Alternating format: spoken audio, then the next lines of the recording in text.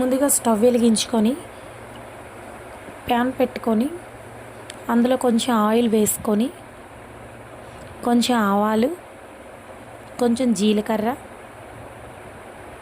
కొంచెం 2 నిమిషాలు వేపుకున్న తర్వాత పచ్చిమిరపకాయ చీలికలు వేసుకోవాలి.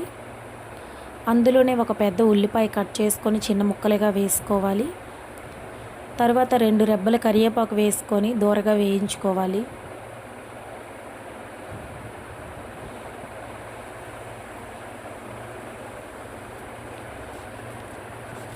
వేయించుకున్న తర్వాత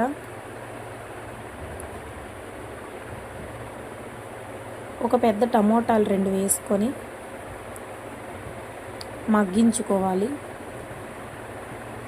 అది మగ్గిన తర్వాత కొంచెం సాల్ట్ వేసుకోవాలి. అప్పుడు త్వరగా మగ్గుతుంది. అందులో కొంచెం కారం, కొంచెం పసుపు వేసుకొని కలుపుకోవాలి. కలుపుకున్న తర్వాత ఒక 2 గ్లాసెస్ వాటర్ యాడ్ చేసుకున్నాను. అవి యాడ్ చేసుకున్న తర్వాత గరిటెతో కలపాలి. కొంచెం ధనియాల పొడి వేసుకోవాలి. 2 నిమిషాల తర్వాత అది మరుగుతుంది. మరిగిన తరువాత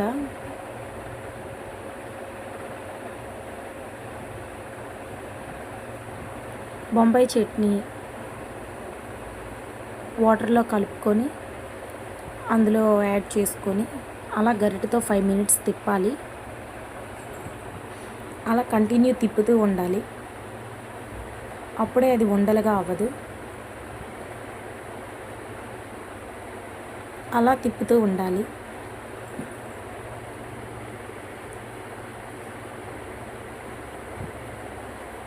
అలా తిప్పిన తర్వాత లాస్ట్లో కొంచెం కొత్తిమీర చిన్న ముక్కలుగా తరిగి అలా పైన యాడ్ చేసుకోవాలి. యాడ్ చేసుకున్న తర్వాత అది అలా కలుపుతూ ఉండాలి. కలుపుతూ ఉంటే టేస్ట్ బాగుంటుంది. ఉండలుగా కూడా అవ్వదు. సూపర్గా ఉంటుంది. బొంబాయి చట్నీ రెడీ అండి. దోశలోకైనా, ఇడ్లీలోకైనా, ఎందులోకైనా బాగుంటుంది.